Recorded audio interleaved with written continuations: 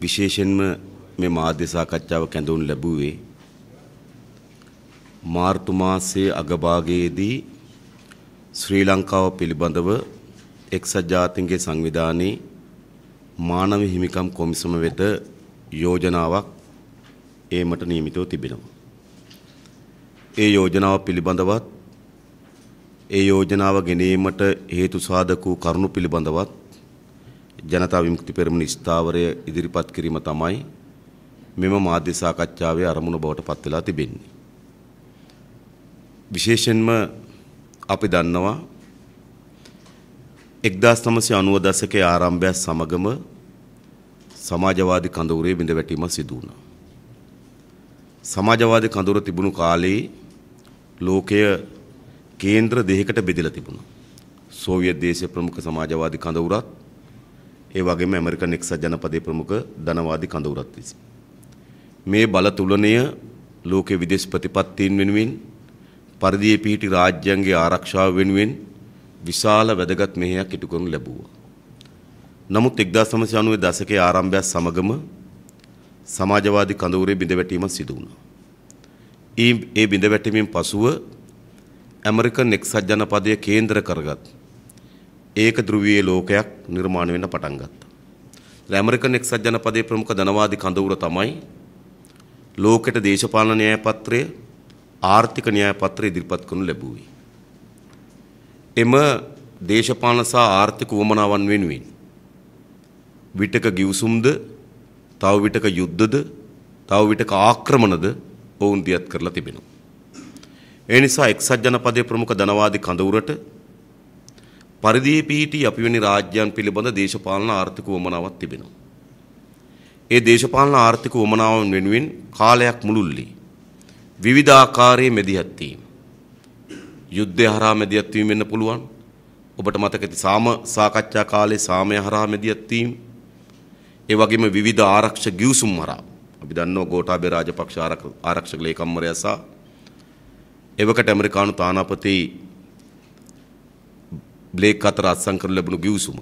ඒ ගිවිසුමේදී අපි ඇමරිකන් එක්සත් ජනපදයට මේ කලාපයේ ඇතිවන ඕනෑම යුද්ධයකදී ඇමරිකන් එක්සත් ජනපදයකට සම්බන්ධ වෙනවා නම් අපේ ගුවන, අපේ මුහුද, අපේ ගොඩබිම සහ සේවා සපයන්න අපේ එකඟතාවයකට ඇවිල්ලා තිබෙනවා.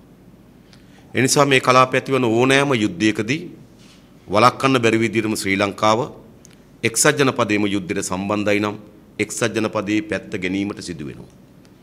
ඒ ආකාරයේ ආරක්ෂක ගිවිසුම් හරහා, ආර්ථික ගිවිසුම් හරහා, දේශපාලන ගිවිසුම් හරහා අපේ රාජ්‍යයන් වෙත විවිධ බලපෑම් මේ ධනවාදී කඳවුර විසින් ඉදිරිපත් කරමින් තිබෙනවා. එහි උච්චතම අවස්ථාවක් දැන් තමයි මේ වර්ධනය වෙමින් තිබෙන්නේ. විශේෂයෙන්ම මාර්තු මාසයේ අගදී පැවැත්වීමට නියමිත එක්සත් ජාතීන්ගේ මානව හිමිකම් කොමිසමේදී ශ්‍රී ලංකාව පිළිබඳව යෝජනාවක් ගෙනීමට නියමිතව තිබෙනවා. ඒ යෝජනාවේ පැහැදිලි ලෙසම එක්සත් ජනපදයේ දේශපාලන, ආර්ථික, යුදමේ උවමනාවන් සැඟවිලා තිබෙනවා.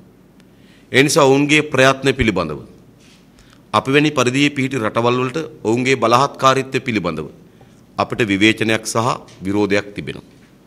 හැබැයි ඒ හා සමාන ලෙසම දැන් බොහෝ අය උත්සාහ කරමින් තිබෙන්නේ එක්සත් ජනපදයේ මේ උවමනාව, බටහිර රාජ්‍යයන්ගේ මේ උවමනාව උලුප්පා දමමින්, එය ඉදිරිපත් කරමින්, ඒ සඳහා මඟ විවෘත කරන, ඒ සඳහා පාර කපන ආණ්ඩුවේ සීල ක්‍රියාමාර්ග යට ගැසීමක් තමයි සිදු වී තිබෙන්නේ.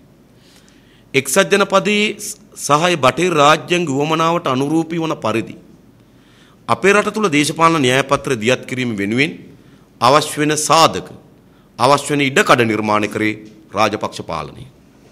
ඔබට මතක ඇති රතුපස්වල ජනතාව තමන්ගේ ජලය වස බවට පත් වෙලා තිබෙනවා. නිසා පිරිසිදු පානීය ජලය වෙනුවෙන් එය මූලික මිනිස් අවශ්‍යතාවය. තමන්ගේ දරුවන්ට පොවන්න සිදු වී තිබෙනවා නම් වතුර වීදුරුව වස බව දැනගෙන ඒ ජනතාවගේ හැඟීම් ඔවුන් ප්‍රකාශයට පත් කරා. නමුත් ආණ්ඩුවට ප්‍රතිචාර දැක්වුවේ වෙඩි තබල දෙදෙනෙක් ඝාතනය කරලා. ඒ අපේ රටේ ප්‍රජාතන්ත්‍රවාදී සහ මානව හිමිකම් මුළුමනින්ම උල්ලංඝනය කර දැමීම. ඒ වගේම හලාවතදී දීවර ජනතාව වැඩි කරන ලද ඉන්ධන මිලට අනුව ඒ ඉන්ධන ගසා බෝට්ටු වලින් මාළු වල්ලලා ඒ මාළු ටික විකුණලා තමන්ගේ ජීවිතේ පවත්වාගෙන යන්න බෑ. ඒ නිසා ඉන්ධන මිල අඩු කරන්නයි කියලා කරන ලද සාධාරණ ඉල්ලීම. ඒ ඉල්ලීම යටපත් කරනු ලැබුවේ වෙඩි තබලා ඇන්තනීව ඝාතනය කරලා තවත් පිරිසකට තුවාල කරලා. ඒ ප්‍රජාතන්ත්‍රවාදී සහ මානව හිමිකම් උල්ලංඝනය කිරීම. ඒ වගේම තමයි කටුනායකදී තමන්ගේ සේවක අරසාද කරමුදල කොල්ල කන්න පනස් සකස් කරනකොට ඒ සේවක සේවිකාවන්ට අයිතියක් තිබෙනවා තමන්ගේ අර්ථසාධක අරමුදල කොල්ල කෑමට එරුද්ධ උද්ඝෝෂණය කරන්න. ඒ අවසන් කරෙත් වෙඩි තබලා කීප දෙනෙක්ගේ අතපය කඩලා රුසාංචානකව ඝාතනය කරලා. ඒ නිසා ආණ්ඩුව තමන්ගේ බලය වෙනුවෙන් ප්‍රජාතන්ත්‍රවාදයේ සහ මානව හිමිකම් මුළුමනින්ම උල්ලංඝනය කරනු ලැබුවා. රතුපස්වල වෙඩි තිබ්බේ රට වෙනුවෙන් නෙවෙයි පවුල සහ පවුලේ බලය වෙනුවෙන්. හලාවතදී වෙඩි තිබ්බේ රට වෙනුවෙන් නෙවෙයි පවුල සහ පවුලේ බලය වෙනුවෙන්. කටුනායකදී වෙඩි තිබ්බේ රට වෙනුවෙන් නෙවෙයි පවුල සහ පවුලේ බලය වෙනුවෙන්. ඒ විතරක්. අධිකරණයේ අග්‍රවිංශකාර දුරේ දරපු සිරානි බණ්ඩාරනායක මැතිතුමිය විවස්ථාවටත් පටහැනි ලෙස ආණ්ඩුවේ අත්නෝමතික බලය යොදවලා ඇය එම දූරෙන් නිරපා හැරියා. එයට ප්‍රධාන සාධක වුණේ මොකක්ද? දිවිනැගුම පනත. ඒ දිවිනැගුම පනත හරහා සමෘද්ධි මුදල් වල තියෙන කෝටි ගණන් මුදල් ප්‍රමාණයක් ඍජුවම බැසිල් රාජපක්ෂ අමාත්‍යවරයාගේ අතට ගන්න දරපු ප්‍රයත්නය. ඒ ප්‍රයත්නයට විරුද්ධව ශ්‍රේෂ්ඨාධිකරණය නිවැරදි තීරණයක් ලබා දුන්නා. ඒ තීරණයත් සමග තමයි අග්‍රවිංශකාරතුමිය නිරපා දැමීම දක්වා වූ ක්‍රියාවලිය දියත් කරනු ලැබුවේ. ඒ නිසා අගවිනිසුරුතුමිය නිරපා හැරිය රට වෙනුවෙන් නෙවෙයි රාජපක්ෂ පවුලට බලය වෙනුවෙන්. එපමණක් නොවේ. මාධ්‍යවේදීන් ගණනාවක් ඝාතනය කරා. මාධ්‍ය ආයතන ගණනාවකට බෝම්බ ගැහුවා. ගිනි තැබුවා. ඔබ දන්නවා සිරස මාධ්‍ය ආයතනට දෙපාරක් බෝම්බ ගැහුවා. කිසිවෙක් අත්අඩංගුවට ගත්තේ නැහැ. සන්ඩේ ලීඩ කාර්යාලයටත් සන්ඩේ ලීඩ මුද්‍රණාලයටත් ගිනි තිබ්බා බෝම්බ ගැහුවා. කිසිවෙක් අත්අඩංගුවට ගත්තේ නැහැ. අධි ආරක්ෂක කලාපයේ පිහිටි සියත රූපවාහිනියට බෝම්බ ගැහුවා. කිසිවෙකුත් අත්අඩංගුවට ගන්න බැරි වුණා. ඒයි. ඒ කිසිවෙකුත් අත්අඩංගුවට ගන්න බැරි වුණේ මේ ඔක්කොම කරේ ආණ්ඩුව. අපේ රටේ පොලිසියට ඉවක් තිබෙන හොඳ. රටේ ආందోලනයට තුඩු දී තිබෙන ඕනෑම ප්‍රශ්නයකට ඕනෑම ගැටලුවක් අපේ රටේ පොලිසිය විසඳලා තිබෙනවා. හැබැයි සිරසට බෝම්බ ගැහුව අත්අඩංගුවට ගන්න බැරි වුණා. ඒක කරේ ආණ්ඩුව හින්දා. ඉරිදුන කාර්යාලයටත් ඉරිදුන මුද්‍රණාලයටත් ගිනි තිබ්බ අත්අඩංගුවට ගන්න බැරි වුණා. ඒක කරේ ආණ්ඩුව හින්දා. සියත කාර්යාලයට බෝම්බ ගැහුවා අත්අඩංගුවට ගන්න බැරි වුණා. ඒක කරේ ආණ්ඩුව නිසා. ඒ විතරක්ද? ලසන්ත වික්‍රමතුංග ඇතුළු මාධ්‍යවේදීන් 11 දෙනෙක් ඝාතනය කරා. කවුරුවත් අත්අඩංගුවට ගන්න බැරි වුණා. දැන් මාදක ජනාධිපතිවරයා එක එක කතා කියමින් ඉන්නවා. කිසිවෙක් අත්අඩංගුවට ගන්න බැරි වුණා. તો ලසන්ත වික්‍රමතුංග ඇතුළු මාධ්‍යවේදීන් ඝාතනය කිරීම අත්අඩංගුවට ගන්න බැරි වුණේ මොකක් නිසාද? ඒවා ඍජුවම ආණ්ඩුව සම්බන්ධ නිසා. පොද්දල ජයන්ත ඇතුළු මාධ්‍යවේදීන් ගණනාවකගේ එක්ක අත කැඩුවා, එක්ක කකුල කැඩුවා, එක්ක දෙකම කැඩුවා. කිසිවෙක් අත්අඩංගුවට ගන්න බැරි වුණා. ඒවත් කරේ ආණ්ඩුව හින්දා. එනිසා මේ මාධ්‍ය ආයතනවලට බෝම්බ ගැසීම, මාධ්‍ය ආයතනවලට ගිනි තැබීම රට වෙනුවෙන්ද? නෑ. මේ රාජපක්ෂ පවුලේ බලය වෙනුවෙන්. පොද්දල ජයන්තගේ අතපය කැඩීම මාධ්‍යවේදීන් ගණනාවකට තුවාල සිදු කිරීම රට වෙනුවෙන්ද? නෑ. රාජපක්ෂ පවුලත් ඔවුන්ගේ බලය වෙනුවෙන්. එනිසා අපේ රටේ ප්‍රජාතන්ත්‍රවාදය සහ මානව හිමිකම් මුළුමනින්ම උල්ලංඝනය කරමින් කටයුතු කරා මේ රාජපක්ෂ පවුලේ බලය වෙනුවෙන්. ඒ විතරක් නෙවෙයි. පහුගිය අවුරුදු 4ක කාලය ඇතුළත සරසවි සිසුන් 1200කට වඩා වැඩි ප්‍රමාණයකගේ පන්ති තහනමකට ලක් කරලා තිබෙනවා. සරසවි සිසුන් 20 දෙනෙකුගේ ජීවිතාන්තය දක්වා උපාධිය අහිමි කරලා තිබෙනවා. ඒ වගේම සරසවි සිසුන් 131 දෙනෙක් අත්අඩංගුවට අරගෙන තිබෙනවා. 100කට වඩා වැඩි ප්‍රමාණයක් සිරගත කරලා තිබෙනවා. 125කට අධික ප්‍රමාණයකට මැරපහර එල්ල කරලා තිබෙනවා. මේ කිසිවෙක් අත්අඩංගුවට ගත්තේ නේ. මේ මර්ධනය දියත් කරේ මොකක් වෙනුවෙන්ද? රාජපක්ෂ ආණ්ඩුව දියත් කරලා තිබෙන අධ්‍යාපනයේ විනාශ කිරීමේ ප්‍රයත්න වෙනුවෙන්. මේ ශිෂ්‍ය ව්‍යාපාරය සහ ශිෂ්‍යුන් වෙත විශාල මර්ධනයක් එල්ල කරලා තිබෙනවා. ඒ නිසා රාජපක්ෂ පාලනය අපේ රට මෙහෙමනු ලැබුවේ තමන්ගේ බලය වෙනුවෙන් ප්‍රජාතන්ත්‍රවාදය අහිමි කරමින් මානව හිමිකම් උල්ලංඝනය කරමින්. විශේෂයෙන්ම උතුරු පළාතේ යුද්ධයෙන් පසුව වේගවත් ලෙස එම පළාත්වල ප්‍රජාතන්ත්‍රවාදය සහ මානව හිමිකම් ස්ථාපිත කළ යුතු තිබුණා. නමුත් තාමත් උතුරු පළාතේ අර්ධ මිලිටරි පාලනය පවත්වාගෙන යන තැනට පත් කරලා තිබෙනවා. උතුරු පළාතේ මඟුල් උත්සවයක් ගන්න බෑ ගෙදරකට NIB එකේ බුද්ධ්‍යංශ නිලධාරීන් 3-4 දෙනෙක් මැදිහත් වෙන්නේ නැතුව. උතුරු පළාතේ අවමගල් උත්සවයක් තියන්න බෑ බුද්ධ්‍යංශ නිලධාරීන් 4-5 දෙනෙක් මැදිහත් වෙන්නේ නැතුව. උතුරු පළාතේ සාමාන්‍ය ජනතාවට නිදහසේ හැසිරෙන්න ඉඩ දුන්නේ නැහැ. යුද්ධයෙන් පසුව විශේෂයෙන් මෙම ජනතාවගේ ප්‍රජාතන්ත්‍රවාදී සහ මානව හිමිකම් ආරක්ෂා කළ යුතු තිබුණා. එසේ ආරක්ෂා කරනව වෙනුවට යලි යලිත් ඔවුන්ගේ ප්‍රජාතන්ත්‍රවාදී සහ මානව හිමිකම් උල්ලංඝනය කරමින් තිබුණා. එනිසා මේ ආණ්ඩුව තමන්ගේ බලය වෙනුවෙන් ප්‍රජාතන්ත්‍රවාදී සහ මානව හිමිකම් උල්ලංඝනය කරමින් කටයුතු කිරීම තමයි අද බටහිර රාජ්‍යයන්ට අපේ රටට අතපෙවීමට අවශ්‍ය වෙන ඉඩකඩ නිර්මාණය කරේ. එනිසා එක්සත් ජනපදයේ ප්‍රමුඛ බටහිර රාජ්‍යයන් අපේ රටවලට මැදිහත් වෙනවා වගේම ඒ මැදිහත් වීමට විරුද්ධ වෙනවා වගේම ඒ මැදිහත් වීමට අවශ්‍ය වෙන පාර නිර්මාණය කරන ලද බලය වෙනුවෙන් බලයේ ආරක්ෂාව වෙනුවෙන් බලයේ පැවැත්ම වෙනුවෙන් ඒ පාර ගොඩනගන ලද මේ ආණ්ඩුවටත් විරුද්ධව අපේ රටේ ජනතාව පෙළ ගැසිය යුතුයි. එම දෙකම එකට තබලා විතරයි මේට පරාජයටපත් කළ හැකි වන්නේ. ඒ වගේම ජාත්‍යන්තර වශයෙන් මෙවැනි අසිරුතාවයකට පත් වෙලා තිබෙන වෙලාවක අපේ ශක්තිමත්ම බලකාය හැටියට අපි පත් කළ යුත්තේ කවුරුද? අපේ විදේශ අමාත්‍යාංශ විශාල කාර්යභාරයක් පෙවරනවා. අපේ රටේ තානාපතිවරුන්ට විශාල කාර්යභාරයක් පෙවරනවා. ඔබ දන්නවා අපේ රටේ තානාපතිවරයෙක් වෙන්න මොකද්ද වෙන්න ඕනකම තිබෙන්නේ? ඔහු විදේශ සේවා විභාගේ පාස් වෙන්න ඕන. ඔහුට උපාධියක් තිබෙන්න ඕන. ඔහු විදේශ සේවාව පිළිබඳව මාස කිහිපයක පාඨමාලාවක් හදාරන්න ඕන. ඔහු විදේශ අමාත්‍යාංශයේ සහකාර අධ්‍යක්ෂක තනතුරේ සිට ඒ තිබෙන කඩයිම් විභාග කඩයිම් අවස්ථා සියල්ල ඉතා හොඳින් සාර්ථකව නිම කරමින් අවශ්‍ය වන වැටුප් වර්ධක ඉතා හොඳින් අත්පත් කරගනිමින් අවුරුදු 15ක් 20ක කාලයක් විදේශ සේවාවේ නිරත වුණාට පසුව තමයි ඔවුන්ට තානාපතිවරයෙක් හම්බ වෙන්නේ. එනිසා තානාපතිවරයෙක් කියලා කියන්නේ අපේ රටේ විදේශ සේවාවේ උපාධියක් තිබෙන විදේශ සේවා විභාගයේ සමත් වුණු සම්මුඛ පරීක්ෂණ කීපයකදී සමත් වුණු පාඨමාලාවක් හදාරපු තානාපති කාර්යාලයේ සුළු නිලධාරී තනතුරේ සිට අවුරුදු 15ක් 20ක් තිස්සේ විශාල ලෙස කාර්යභාරයක් ඉටු කරපු භාෂාවන් පිළිබඳ පරිචයක් තියෙන පිරිසක් තමයි තානාපතිවරයෙක්ට පත් කරන්න ඕනකම තිබෙන්නේ. එහෙම නැත්නම් අපේ රටේ වෘත්තිමය වේදී විවිධ ශේෂ්ත්‍රම් පිළිබඳ අධ්‍යක්ෂින් වෙන වෘත්තිමය වේදීන්ගෙන් අපි අපේ රටේ තානාපති සේවයට පත් කළ යුතු තිබෙනවා. නමුත් මේ වෙලාවේ අපේ රටේ ශක්තිමත්ව තිබියා තබාගත යුතු තානාපති සේවාව. අද ඒකට මොකද්ද කරන්නේ?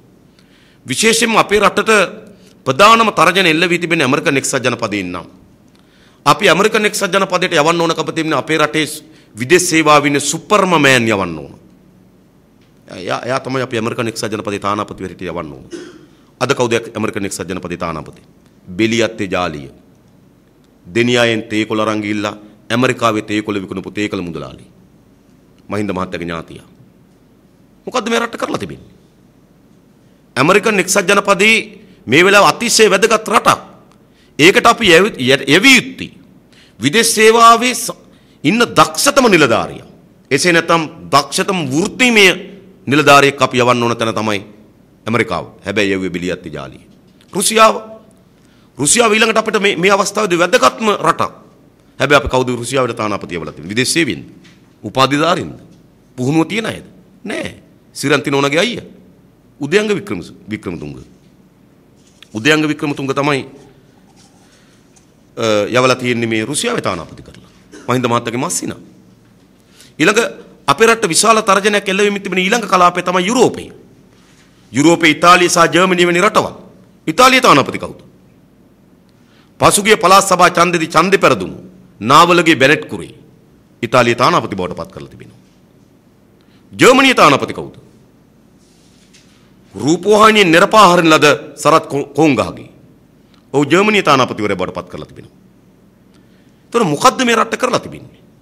මේ වෙලාවේ ජාත්‍යන්තර වශයෙන් අපේ රට පිළිබඳ විශේෂ අවධානයක් යොමු වෙලා තිබෙන වෙලාවක අපි ශක්තිමත්ව පැවැත්විය යුත්තේ අපේ රටේ තානාපති සේවය. මියන්මාරේ තානාපති කවුද? බුරුමේ තානාපති කවුද? දැන් ප්‍රජාතන්ත්‍රවාදී සහ මානව හිමිකම් පිළිබඳ කතා කරන්න බුරුමේ තානාපතියට පත් කරලා තිබෙන කවුද? දික්වැල් එච්.ආර්. පියසිරි 1988-89 කාලේ මානව හිමිකම් ආරක්ෂා කරපු විදිහ අපි දැක්කා. ඔහු තමයි බුරුමේ තානාපතිවරයාට පත් කරලා තිබෙන්නේ. එක්සත් අරාබි එමිරාජ්‍යයේ තානාපතිවරයාට පත් කරලා තිබෙන කවුද?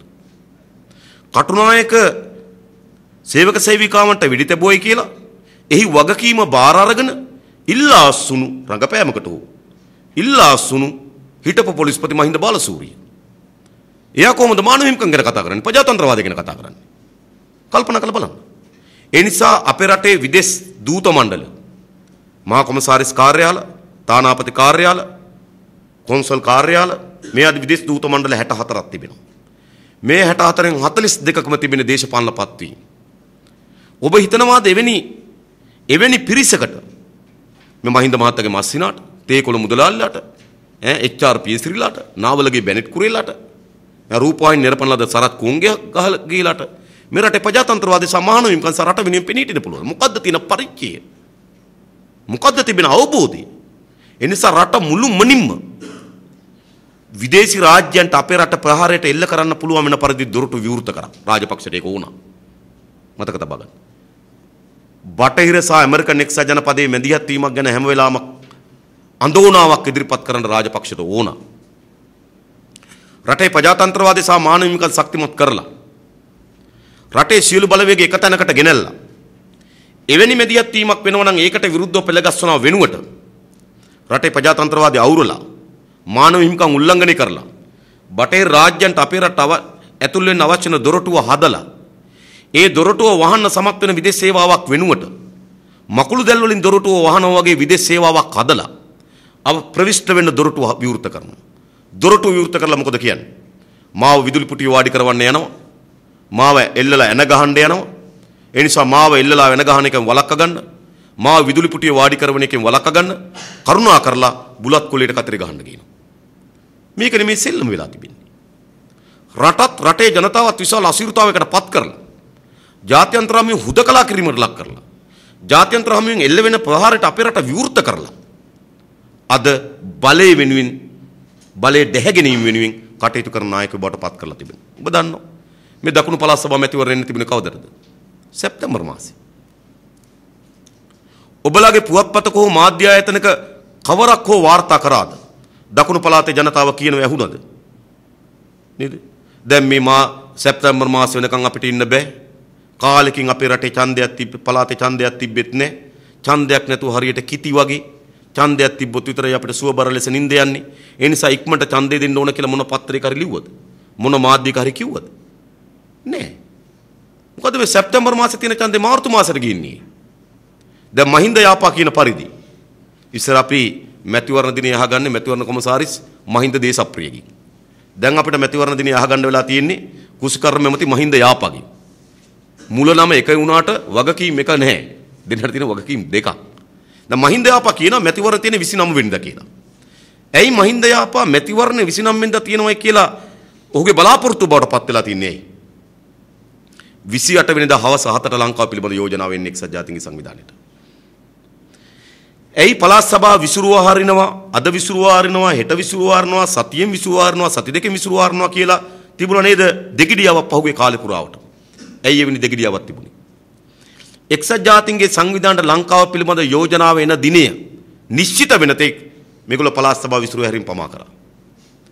නිශ්චිත වුණා එක්සත් ජාතීන්ගේ සංවිධානයට ශ්‍රී ලංකාව පිළිබඳ යෝජනාව වෙන්නේ මාර්තු මාසේ 28 වෙනිදා හවස 7ට කියලා. ඒ නිශ්චිත වුණා විතරයි දින දෙකෙන් විසිරුවා හැරියා මාර්තු මාසේ 29 වෙනිදා ඡන්දෙ තියන්න බලාගෙන. 28 වෙනිදා හවස 7ට යෝජනාව සම්මත වුණාට පසුව ජනාධිපතිවරයා රැය 8ට විතර වෙලා ජාතිය අමතලා කියාව යෝජනාව සම්මත වෙලා තිබෙන්නේ. රට ඉසාල අසීරුතාවයකට පත් වෙලා තිබෙන්නේ. මාව විදුලි පුටිය වාඩි කරන්න සූදානම්ක් තිබෙන්නේ කියලා ජනාධිපතිවරයා බෙරියන් දේවි. බෙරියන් දීලා කියවි හෙට උදේම ඡන්ද පොළට ගිහිලා බුලත් කුලයට කතරි දාන්න කියලා. මේකනේ මේ ප්‍රෝඩාව. ඉතින් මේ ප්‍රෝඩාව දැන් පළවෙනි වතාව නෙමෙයි. අවස්ථා ගණනාවකදී මේ ප්‍රෝඩාව තමයි එලිදරව් කරමින් එලි දක්වමින් ඉන්නේ. විශේෂයෙන්ම අපේ රටේ කිසිවෙක් ජාත්‍යන්තර යුද අධිකරණ වෙත ගෙන යන්න බෑ. එක්සත් ජාතීන්ගේ සංවිධානයේ අනුමැතියකින් ජාත්‍යන්තර අධිකරණයක් පිහිටවලා තිබෙන එක ඇත්ත. එක්සත් ජාතීන්ගේ සංවිධානයේ ප්‍රඥප්තියකින් සම්මත කරලා තිබෙන එකත් ඇත්ත. හැබැයි එක්සත් ජාතීන්ගේ සංවිධානයෙන් අනුමත කරන ප්‍රඥප්ති ඒවා ඒ රටවල් වලට බලපාන්න නම් ඒ රටවල් වෙන වෙන මේවට අත්සන් කළ යුතු තිබෙනවා. යුද අපරාධයන් පිළිබඳ ප්‍රඥප්තියට ශ්‍රී ලංකා රාජ්‍ය අත්සන් කරලා නැහැ. අපි විතරක් නෙවෙයි ඇමරිකන් එක්සත් ජනපදය අත්සන් කරලත් නැහැ. ඒ ශ්‍රී ලංකාවේ හෝ ඇමරිකන් එක්සත් ජනපදයේ කිසිවෙක් යුද අධිකරණය වෙත ගෙන යන්න බෑ. ඒක තමයි ඇත්ත කතාව. දැන් ජනාධිපතිවරයා සහ ජනාධිපතිවරයා ප්‍රමුඛ කණ්ඩායම කියනවනේ. ඒගොල්ලෝ යුද අධිකරණයට ගෙනියන්න හදනවයි කියලා. ඒගොල්ලන්ට එහෙනම් ඒ කියන්නේ ඒගොල්ලෝ ස්වේච්ඡාවෙන් යුද අධිකරණය වෙත යන්න සූදානම්ක් තියෙනවා කියන එක. ඒ ඇරුණකොට ගෙනියන්න බෑ. දැන් මේ කියන්නේ ජනාධිපතිවරයා ස්වේච්ඡාවෙන් යුද අධිකරණයට යන්න ලෑස්ති කියන එකද? මේ ජනතාවට මේ බොරු කරන්නේ.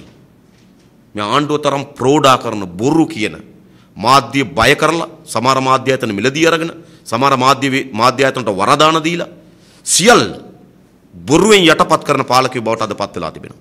ඒ නිසාද විශාල ප්‍රෝඩාවක් ගොඩනගමින් තිබෙනවා. මේ යුද අධිකරණ කතාවක් ගෙනල්ලා. හැබැයි ඒ වගේම අපි ගන්න ඕනකම තුන ඇත්ත බරකින් යෝජනාවක් සම්මත වෙන්නේ නැහැ. ඒකත් අපි සැලකිලි ලක් කරන්න ඕන. සරල යෝජනාවක් නේ ඇත්ත බරකින් යෝජනාවක් සම්මත වෙන්නේ නැහැ.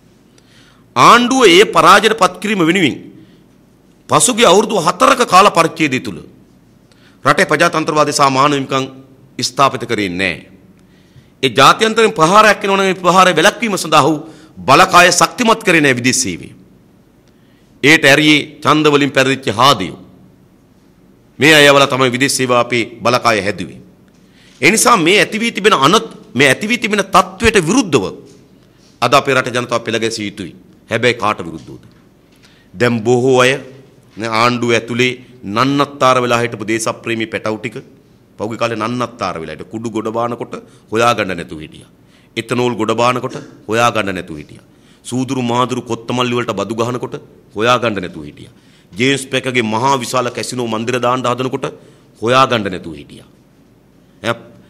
මේ හොයාගන්න නැතුව හිටපු ආණ්ඩුවේ සුරතලයට ඇති කරන දේශප්‍රේමී පැටවු ටික දැන් වේදිකාවට ඇවිල්ලා කෑමර දෙන්න පටන් ගන්නවා. ඔන්න අපිව එල්ලන්න යනවා. එල්ලන එක වළක්වන්න බේරගන්න එන්නු කියලා. දැන් මේ දවස්වල තව ටික දවසකින් බලන්න ওই නාටකම දියත් කරන්න පටන් ගන්න තිබෙනවා. ජනතාවගේ ඇත්ත ජනතාවට විරෝධ වෙනකොට ඇත්ත ජනතාවගේ ප්‍රශ්න අවිලෙනකොට හැංගිලා ඉන්න අය, ඇඳ යට රිංගලා ඉන්න අය දැන් මතුවෙමින් තිබෙනවා. ඒ නිසා මේ ව්‍යාජය මේ රටේ ජනතාව තේරුම් ගත යුතු තිබෙනවා. ඒ නිසා අපි කියන්නේ අද අපේ රටේ බලවේගයේ ගොඩනැගිය යුතු වන්නේ ඇමරිකන් එක්සත් ජනපදයේ ප්‍රමුඛ බටහිරට ඔවුන් ගොඩනගමින් තිබෙන දේශපාලන සහ ආර්ථික වමනාවටත් ඒ ආර්ථික වමනාව වෙනුවෙන් පරිදි රාජ්‍යයන් වෙත එල්ල කරනු ලබන බලහත්කාරයටත් ඒ වගේම ඊට අවශ්‍ය දොරටු විවෘත කරන රාජපක්ෂ පාලනයටත් එරෙහිව තමයි දෙක එකට තබා කරන විවේචනයක් විරෝධයක් ජනපෙළ ගැස්මක් තමයි අද අවශ්‍යලා තිබෙන කියලා අපි විශ්වාස කරන්නේ. එවැනි ජනපෙළ ගැස්මක විතරයි අපේ රටත් අපේ රටේ ජනතාවත් මුහුණ දෙන යම් අසිරුතාවයක් තිබෙනවා. ජාත්‍යන්තර හමුවේ පත්වෙන මහා දුෂ්කරතාවයක් තිබෙනවා.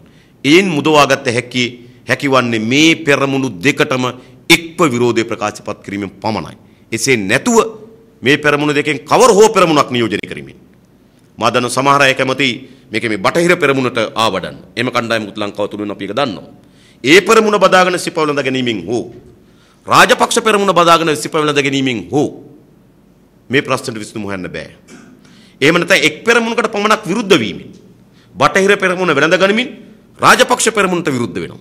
සමහර ඉන්නවා රාජපක්ෂ පෙරමුණ වෙනඳ ගනිමින් බටහිර පෙරමුණට විරුද්ධ වෙනවා. මේ නෙయ్యాඩගමින් මේ ප්‍රශ්නට උත්තර හොයන්න හම්බ වෙන්නේ. මේ ප්‍රශ්නට සැබෑ පිළිතුරු සොයාගත හැකි වන්නේ රාජපක්ෂ පාලනයේ මේ ක්‍රියාකාරීත්වයත් බටහිර රාජ්‍යයන්ගේ මැදිහත් වීමත් නිවැරදි ලෙස තේරුම් අරගෙන ඒ දෙකට එකට තබා කරන ලද විවේචනයක් විරෝධයක් සහ මතවාදයක් සහ ජනතා පෙළ ගැස්මීම පමණයි. ඉතින් ජනතා විමුක්ති පෙරමුණ ස්ථාවරයේ බවට පත් වෙන්නේ මේක. විශේෂයෙන්ම අපි දැනගෙන හිටියා ආණ්ඩුව දියත් කරන මැතිවරණ සෙල්ලම. මොකද මේ ආණ්ඩුවට කියන්න බෑ අපි අපේ රටේ ආර්ථිකය ගොඩ නැගුවා ඡන්දෙ දෙන්න කියලා කියන්න බෑ මේ ආණ්ඩුවට. මොකද ආර්ථික විශාල ප්‍රපාතයකට ඇදලා දාලා තියෙනවා. මේ ආණ්ඩුවට කියන්න බෑ අපි අපේ රටේ ප්‍රජාතන්ත්‍රවාදී සහ මානව හිමිකම් ආරක්ෂා කරා ඡන්දෙ දෙන්න කියන්න බෑ. මේ ආණ්ඩුවට කියන්න බෑ අපේ රටේ ජනතාවගේ අයිතිවාසිකම් අපි සහතික කරා ඡන්දෙ දෙන්න කියලා කියන්න බෑ. ඒ වෙනුවට තියෙන ආර්ථිකය කඩාවැටිච්ච පාලනය. තව මේ තත්ත්වය වර්ධනය වෙන ඇතුණකොට සමනය වෙන්නේ නැහැ.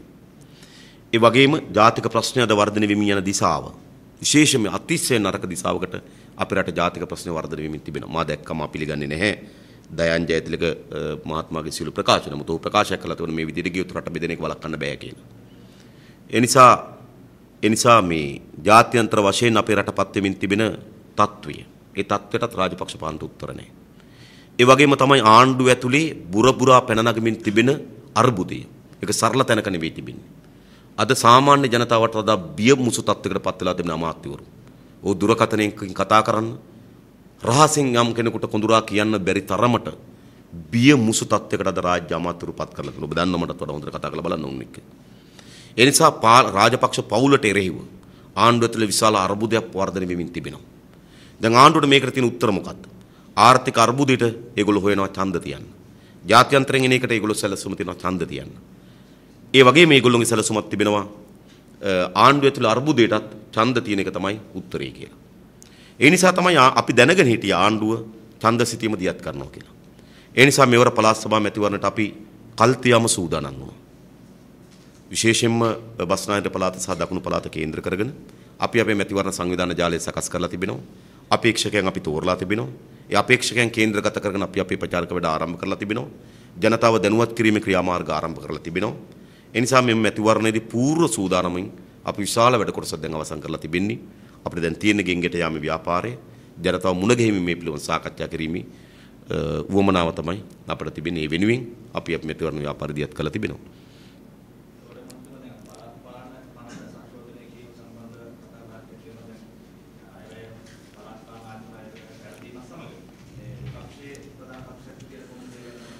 විශේෂයෙන්ම මේ පළාත් පාලන අලුතෙන් ගෙනාපු පළාත් පාලන පනතම වැරදි. එය කුඩා ඔපරේෂන් වලින් මකා දමන්න පුළුවන් විෂකින් නෙවෙයි මේ පනත පිරලා තිබෙන්නේ. පාර්ලිමේන්තුවේ පනත ඉදිරිපත් කරන අවස්ථාවේදීත් අප විසින් බොහෝ කරුණු පෙන්වා දෙනු ලැබුවා. ඒක අපේ රටේ ජනමතය විකෘති කරනවා කියලා. සාමාන්‍යයෙන් ඕනෑම මැතිවරණ පනතක් සකස් විය යුතු වන්නේ ජනතාවගේ කැමැත්ත සාධාරණ ලෙස එම ආයතනවල පිළිඹු වෙන්න ඕන. උදාහරණයකට ගත්තොත් යම් පක්ෂයකට ජනතාව 50% කැමති නම් පළාත් පාලන ඒ සභාව ඇතුලේ മന്ത്രിවරුන්ගේ නියෝජනය 45-64 ප්‍රමාණයක තියෙන්න ඕන. ඒතර තමයි ජනමතයට සාධාරණ නියෝජනයක් හම්බ වෙන්නේ. හැබැයි මේක විකෘති කරන ලද පනතක්. මේ පනත අනුව 51ක ජනතා කැමැත්තක් තියෙන පාලනයකට 75ට අධික බලයක් නිර්මාණය වෙනවා. කියන්නේ දිනන කෙනාට දෙන ඡන්දේ ඩබල් වෙනවා. ඒකට කවුන්ට් වෙන්නේ ගණනේදී හරි බැලුවොත් ඒක ගණනේ වෙන්නේ 1 2 3 4 කියනවා වෙනුවට දිනන කෙනාගේ ඡන්ද ගණනේ වෙන්නේ 2 4 6 8 කියන විදිහට. ඒ නිසා මේක ජනමතය මුළුමනින්ම විකෘති කරලාද පනතක්. අපි අපේ පාර්ලිමේන්තුව අදහස් දැක්වීමේදී සංශෝධන ඉදිරිපත් කිරීමේදී මේ පිළිබඳ සැලකිල්ලක් කරලා අපි සංශෝධන ඉදිරිපත් කළා තිබෙනවා. නමුත් ආණ්ඩුව තමන්ගේ 3/2 තියෙන බලය උපයෝගී කරගෙන හිතුවක්කාර ලෙස මේ පනත සම්මත කරගන්න ලැබුවා. දැන් ඔවුන් විසින් සම්මත කරගන්න ලද පනත තමයි ඔවුන්ටම පාරාවලල්ල බවට පත් වෙලා තිබෙන්නේ. ඔවුන් අපේක්ෂා නොකරන ලද අර්බුදයක් අද නිර්මාණය වෙමින් තිබෙනවා. ඒ පළාත් සභාව ඇතුලේ ඒ සභාපතිවරයාට එරෙහිව පෙළ ගැහිමින් අද පරාජයට පත් වෙමින් තිබෙනවා. ඒ නිසා දැන් ආණ්ඩුව උත්සාහ කරමින් තිබෙන මේ පනතේ ඇත්ත විසනසන්න නෙවෙයි මේ පනත විසින් Tamanට පාරාවලල්ල බවට පත් වී තිබෙන කොටස කප්පාදු කිරීම සඳහා සූදානම්ක් තිබෙනවා.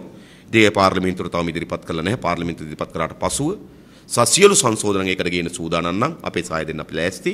හැබැයි එසේ නැතුව ආණ්ඩුවට පමණක් බලපාන කොටස් ඉදිරිපත් කිරීමට සූදානම් තිබෙනවා නම් ඒ පිළිබඳව අපි අපේ මතයේ අවස්ථාවේදී ඉදිරිපත් කරන්න සූදානම්.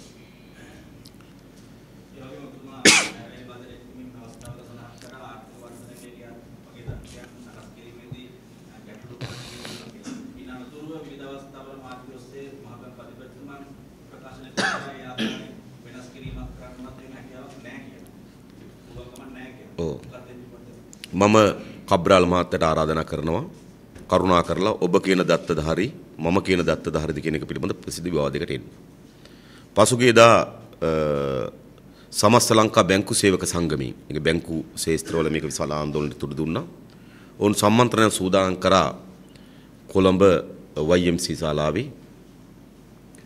ඒ සම්මන්ත්‍රණය සඳහා නියෝජ්‍ය අමාත්‍ය සරත් අමුණුගමටත් මටත් හර්ෂ මන්ත්‍රීවරයාට ආරාධනා කරලා තිබුණා. හර්ෂ මන්ත්‍රීවරයා ඒ වෙලාවේ ලංකාවේ නොහිටපු නිසා ඉරාන් මන්ත්‍රීවරයා වෙනුවෙන් සහභාගී කරවලා තිබුණා. මම සහභාගී වුණා. එතන මේ විද්වත් බැංකු සේවකයන් ඉදිරියේ මේ පිළිබඳව සාකච්ඡාව කරා. අපි අපේ පැත්තෙන් මේ විකෘති කිරීම පිළිබඳ අදහස් ඉදිරිපත් කරා. අමුණුගම ආවේනේ. අමුණුගම මගේ හැරියා. ඒ නිසා ඔවුන්ට තිබෙන මාධ්‍ය ආයතන උපයෝගී කොටගෙන තනියම වෙනස් මත ඉදිරිපත් කරමින් තිබෙනවා. මා ඉතාමත් වගකීමෙන් කියන්නේ ඔවුන් මේ සංඛ්‍යා දත්ත විකෘති කරලා තිබෙන්නේ. 2013 පළවෙනි කාර්තුවේ ඇත්ත ආර්ථික වර්ධන වේගය 5.5යි. ඒක 6 කියලා වෙනස් කරා. ආර්ථික වර්ධන වේගය වෙනස් කිරීම සඳහා ප්‍රධාන සාධක දෙකක් බලපාන. ප්‍රධාන උවමනාවන් දෙකක් තිබෙනවා. රටකට දේශීය සහ විදේශීය ආයෝජකයන් ආයෝජනය කරනු ලබන්නේ ඒ රටේ ආර්ථික වර්ධන වේගය සැලකිලි ලක් කරලා. ආර්ථික වර්ධන වේගය පහළ මට්ටමක තියෙන රටකට දේශීය විදේශීය ආයෝජකයන් ආයෝජනය කරන්නේ නැහැ. ඒයින් තමයි ආණ්ඩුවට ඕනකම තිබුණා දේශීය සහ විදේශීය ආයෝජකයන් ගෙන්වා ගැනීම සඳහා මේ ආර්ථික වර්ධන වේගය බොරු ඉලක්කමක සකස් කළා තියන්න. ඊළඟ ඔවුන්ගේ උවමනාව බවට පත් වෙලා තිබෙන්නේ ණය ගන්න. ඕනෑම ණය දෙන රටක් අපේක්ෂා කරන නැවතේ ණය ලබා ගැනීම. සාමාන්‍ය බැංකුවක් වුණත් සාමාන්‍ය කෙනෙකුට ණයක් දෙනකොට බැංකුව අපේක්ෂාව තමයි ඒ නැවත අය කර ගැනීම. ඉතින් සාමාන්‍ය ගම්වල අයත් අපි දැකලා තියෙනවා බැංකුවකින් ණයක් ගන්නකොට තමන්ගේ වැඩි වත්කම් වැඩි වර්ධනයක් පෙන්눔 කරන්න උත්සාහයක් දරන මේ ණය ගන්න. මේ ආණ්ඩුවත් දැන් මේ තත්ත්වයටපත් වෙලා තිබින්නේ. මොකද ආර්ථික වර්ධනයේ වේගය කඩා වැටෙමින් තිබෙන රටකට පහළ අගයක් තිබෙන රටකට මේ කවුරුවත් ණය දෙන්න කැමති වෙන්නේ නැහැ. ග්‍රීසියට දැන් කවුරුත් ණය දෙන්නේ නැහැ. මොකද කඩා වැටෙමින් තියෙන රටවල්. ඒ නිසා මේ ආණ්ඩුවට සංඛ්‍යා දත්ත මැවීමක් කරා විකෘති කිරීමක් කරා පෙන්눔 කරන්න ඕනකම තිබුණා. ණය ලබා ගන්න ඕන. ණය නැතුව ආණ්ඩුවට දුවන්න බෑ. ඒ නිසා සංඛ්‍යා දත්ත විකෘති කිරීමක් කරා ණය ලබා ගන්න දරන උත්සාහයක් මේ තිබෙන්නේ. ඒ නිසා මේ සංඛ්‍යා දත්ත විකෘති කරා. ඒක කාලාන්තරය සිද්ධ වෙච්ච බවත් අපි දන්නවා. හැබැයි අද අපිට ලිඛිත සාක්ෂි සටහන් සහිතව ඔප්පු කළ හැකි මේ සංඛ්‍යා දත්ත මාරු වෙනස් කරලා තිබෙන්නේ කියලා. ඉතින් අපි කබ්‍රාල් තන නේද? කබ්‍රාල් තන කබ කඩ ඉන්නේ නැතුව නේ. ඉතින් කරන්න තියෙන්නේ මොකද්ද? එන්න කරුණා කරලා අපි සාකච්ඡා කරමු මොකද්ද මේකේ ඇත්ත කතාව කියලා.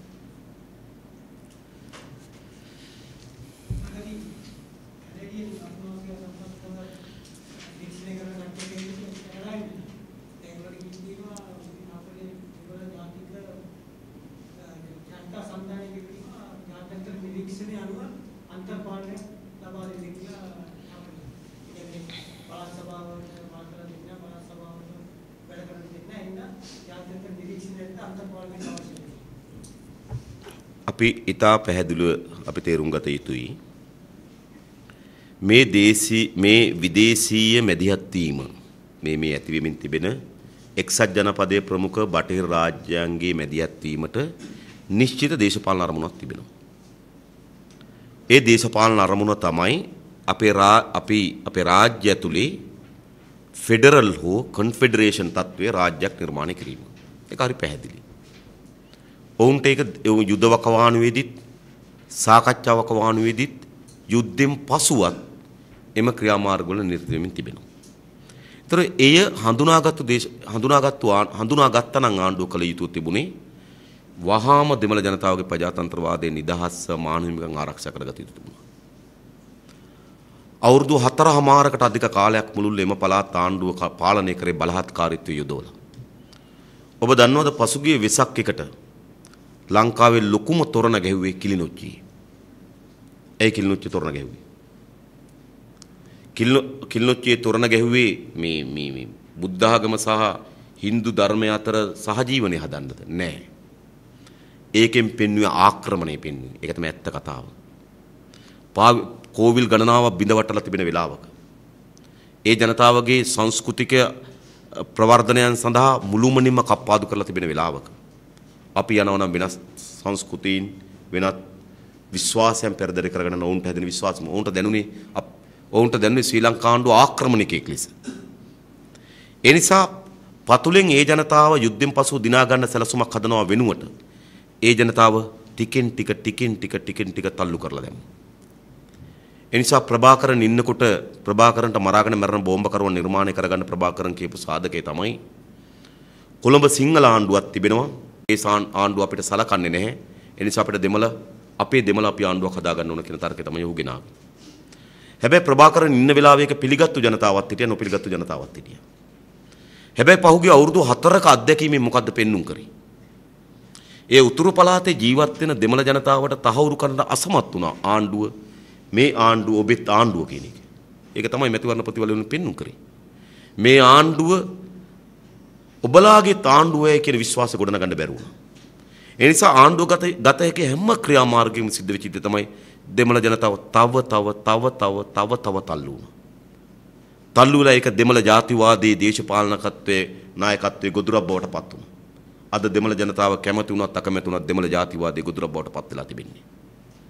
දැන් ඒ දෙමළ ජාතිවාදී සංවිධාන අන්තර්පාලන ඉල්ලන්න පුළුවන්, වෙනම රාජ්‍ය ඉල්ලන්න පුළුවන්, කන්ෆෙඩරේෂන් ඉල්ලන්න පුළුවන්, ස්වයං පාලන ඉල්ලන්න පුළුවන්. ඒ තත්ත්ව නිර්මාණය කරලා තිබෙනවා. හැබැයි මේ සංවිධානවලට එවැනි ඉල්ලීමක් කරන්න බෑ. ජනතාව ඒ දිශාවට අපි තල්ලු කරේ නැත්නම් ඒවා නිකන් හුදු ලේබල් විතරක් වෙයි. නාමපුවරු විතරක් වෙයි. හැබැයි ආණ්ඩුව ගනු ලැබූ තීරණ විසින් ඒවා හිට තල්ලු කරා. දැන් බටහිර මැදිහත් වීම සකස් කරනු ලබන්නේ හුදකලා වෙච්ච තැනකට නෙවෙයි. මතක තබා ගන්න. එවැනි තත්වයක් නිර්මාණය වෙලා තිබෙනවා. ශ්‍රී ලංකා ආණ්ඩුව කෙරෙහි උතුරේ ජනතාවගේ විශ්වාසය බිඳ වැටිලා තිබෙනවා. මේක ඔවුන්ගේ දෙමළ ජනතාවගේ ආණ්ඩුව බව විශ්වාස කරන්නේ නැහැ. දෙමළ ජනතාවගේ පමණක් නෙවෙයි පහුගිය කාලේ එක සංවිධාන හදලා මුස්ලිම් ජනතාව අතරත් මේ සැකය නිර්මාණය කරන්න පටන් මේ ආණ්ඩුව මුස්ලිම් ජනතාවගේ ආණ්ඩුවක් නෙවෙයි කියන තැන තල්ලු කරලා දැම්මා. ඒතකොට ඒ පස තමයි අද ඔය මේ අන්තර්පාලන යෝජනා ඉදිරිපත් කරන්නේ දෙමළ සංවිධාන වලට හැකියාව ලැබිලා තිබෙන්නේ. ඒ පස තමයි ජාත්‍යන්තර විසින් දේශපාලන විසඳුමක් දෙන්න ඕන, තවත් බලය බෙදීමක් ඉස්සරහට යන්න ඕන කියන තත්වයට නිර්මාණය කරලා තිබෙන්නේ. හැබැයි දෙමළ ජනතාව අපි දිනාගත්තු වැඩපිළිවෙලකට ගියා නම් ওই සංවිධාන නිකන් නාම පූර්වයට බවට පත් වෙනවා. එක්සත් ජනපදයේ හෝ බටහිර කියමන් ඕගලන්ට වැඩක් නැහැ, අපි අපේ වැඩේ බලා ගන්නම් කියන තැනට පත් කරන්න තිබුණා. නමුත් ඒ කිසිවක් කරේ නැහැ රාජපක්ෂ පාලනයේ තමන්ගේ බලය වෙනුවෙන්. මතක තබා ගන්න. ඊටමත් කෑදර ලෙස තමන්ගේ බලය වෙනුවෙන් කටයුතු කරන්න පටන් ගත්තා. යුද්ධෙන් පසුව කිරිබත් කමින් රජකමට ඇඳමින් මොකද්ද මේ රටට? මේ එක රටක බෙදුමාදී යුද්ධය පරාද වුණාට පසුව හැසිරෙන ආකාරයකට දැසිරුනේ. දැනුත් ආණ්ඩුවේ තියෙන එකම ශබ්දකෝෂය මොකද? ත්‍රස්තවාදිය, කොටි උච්චරයිනේ. ඒ අර වෙන දේශපාලන ඕගොල්ලෝ බලන්න ඕනෑම දේශපාලන සාකච්ඡාවකදී ආණ්ඩුව අවසානද කියන්නේ මොකද්ද? කොටි, ත්‍රස්තවාදිය, යුද්ධේ. ඒ වචන අපේ පරිභාෂිත ශබ්දමාලාවෙන් ඉවත් කළ යුතු කාලයක් තිබුණා. නමුත් ඒව කරේ නැහැ. ආණ්ඩුව අලුත් උනේ නැහැ. ආණ්ඩුව නව තත්වයට අනුව දේශපාලන වෙනස් කරගත්තේ නැහැ. ආණ්ඩුව ජීවත් වුණේ පරණ මඩගොහරුවේ, තාමත් ජීවත් වෙන්නේ පරණ මඩගොහරුවේ. ඒ පරණ මඩගොහරුවේ ප්‍රතිඵල තමයි මේ අත්විඳින්න තිබෙන්නේ. ඒ නිසා අපි හිතන්නේ ඒකයි මම කලින් කිව්වේ මේක සරල තත්වයක් නෙවෙයි. අර දයන් ජයතිල කිව්වා හා සමාන ලෙස මේක වේගයෙන් රට වෙන්වීම දිශාවටම තල්ලු වෙමින් යන තත්වයක් නිර්මාණය වෙලා තිබෙනවා. ඒ නිසා තමයි මම කිව්ව රටටත් ජනතාවටත් ආරක්ෂාව වෙනුවෙන් යහපත වෙනුවෙන් කළ යුතු වන්නේ මේ ක්‍රියාමාර්ග දෙකටම එරෙහිව පෙළ ගැසීම අර එක්කෝ කඳවුරක් ආරක්ෂා කිරීම නෙවෙයි. බටහිර කඳවුර ආරක්ෂා කිරීම හෝ රාජපක්ෂ කඳවුර ආරක්ෂා කිරීම නෙවෙයි. බටහිර කඳවුරට විරුද්ධ වීම හෝ රාජපක්ෂ කඳවුරට පමණක් විරුද්ධ වීම නෙවෙයි. මේ දෙක එකට තබලා විරුද්ධ වීමක් අද අවශ්‍ය වෙලා තිබෙනවා.